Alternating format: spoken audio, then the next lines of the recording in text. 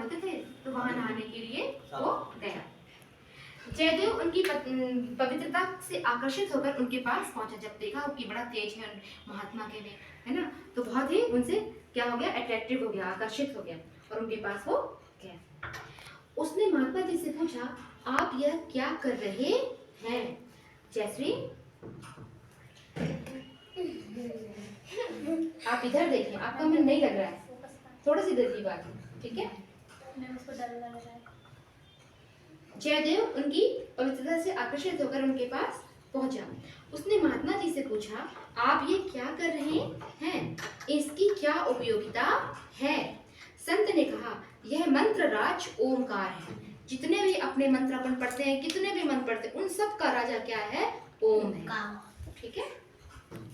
इसके कहने से अनेक लाभ हैं। वो बताते हैं महात्मा जी कि बच्चे, इसके कहने से अनेक लाभ हैं। जयदेव ने महात्मा से सही तरीके से ओम कहना सीखा। जैसे अभी आपको मैंने ओम कहना सिखाया है ना, उसी तरीके से उसने कहना सीखा। और बिना कोई नागा किए मंत्र का जप शुरू किया। नागा का मतलब आप समझते हैं? समझते हैं। बिना कोई एब्सेंट किए वो मतलब कंटिन्यू करना है। ऐसा नहीं कि आज किया तो कल नहीं किया, जब मन किया तब किया, ऐसा नहीं। जैसा नियम से सुबह बताया है वैसे ही प्रतिदिन उसने कंटिन्यू करना शुरू किया, जिससे वह शीघ्र ही स्वस्थ हो गया। वो जितना बीमार था, वीक था ना, वो ठीक हो गया। वह शीघ्र ही पढ़ाई में भी उन्नति करने लगा, है ना। उसको फटाफट याद होने लगा। अभी जो तुम लोग को याद नहीं होता, अरे मैम ये आंसर नहीं है, हो रहा है, वो नहीं हो रहा है, लेकिन यदि तुम लोग ओमकार का करना शुरू करोगे और यहाँ पर आ रहे हो तो संस्कृत भी सीख रहे हो, तो जब मुंह में तुम्हारे शब्द आएंगे, सीखोगे तो फटाफट जो हमारे सब्जेक्ट है ना, जो तुम्हें डिफिकल्ट लगता है, बहुत ही ईजी लगने लगेगा और फटाफट आपको याद होने लगेगा। और खेल कूद में भी रुचिपूर्वक भाग लेने लगा। पहले वो वीक था तो खेल कूद में भी उसको कमजोरी लगती थी, नहीं जाता था, तो वह खेल कूद में भी भाग लेने लगा।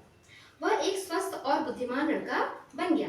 जब उसकी पढ़ाई समाप्त हुई तब वह एक बुद्धिमान और बड़ा आदमी हो गया। अब बुद्धिमान है तो भाई पैसा भी कमाएगा, और पैसा कमाया तो वो बहुत धनी व्यक्ति हो गया, बहुत बड़ा आदमी हो गया। उस समय भी वह ओमकार का जप करता रहा। अब वो यंग हो गया, बड़ा हो गया, धन भी आ गया। लोग भूल जाते हैं, जब सुख आता है ना तो लोग सब कुछ भूल जाते हैं, है ना, लेकिन वह नहीं भूला, है ना। वो बड़ा होने के बाद भी ओमकार का जाप करता रहा और उसका जीवन सफल व खुशहाल हो गया। वो हमेशा खुश रहा, क्योंकि ओमकार में बहुत शक्ति होती है। अगर हम प्रतिदिन ओमकार का करते हैं ना तो कोई भी संकट होता है, परेशानी होती है, वो चली जाती है, क्योंकि ओमकार में सारे भगवान निवास करते हैं। और जो भी निगेटिव चीजें होती है ना वो अपने घर में नहीं आती है, पॉजिटिव चीज आती है, जिससे अपन हमेशा खुश रहते हैं। जयदेव बूढ़ा हो गया। फिर क्या हो गया? वो बड़ा बच्चा था, फिर बड़ा हो गया, फिर वह बूढ़ा हो गया, है ना।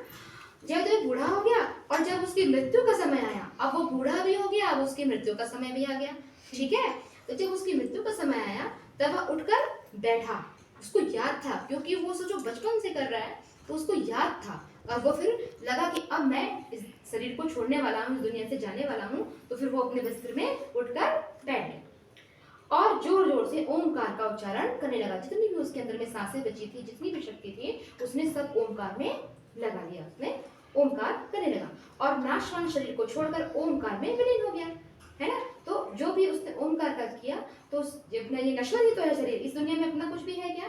कुछ भी नहीं है, अपना कुछ भी नहीं है, है ना। तो इस नाशवान शरीर को वो छोड़कर क्या हुआ? जहां से वो आया ओमकार में ही विलीन हो गया। हम सब ओमकार से ही आए हैं, इस संसार की उत्पत्ति ही ओमकार से हुई है।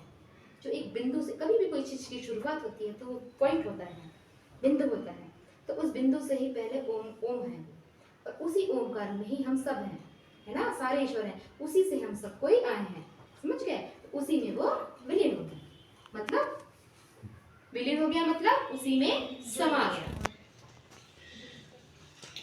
जब जहां से वह आया था, इस प्रकार ओमकार जयदेव को न केवल संसारिक सुख प्राप्ति हुई बल्कि मुक्ति भी प्राप्त हुई। अर्थात जहां से वो आया था उसी में विलीन हो गया है, ठीक है।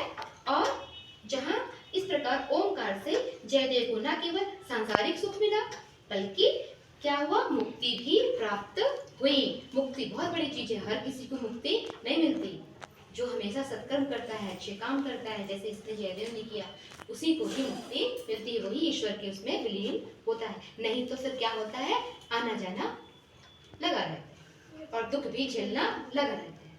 ठीक है, इस प्रकार से आप लोग को ये कहानी समझ में आई, अच्छी लगी? तो इससे ओमकार का क्या मतलब है कि हमें प्रतिदिन ओमकार का करना चाहिए। ठीक।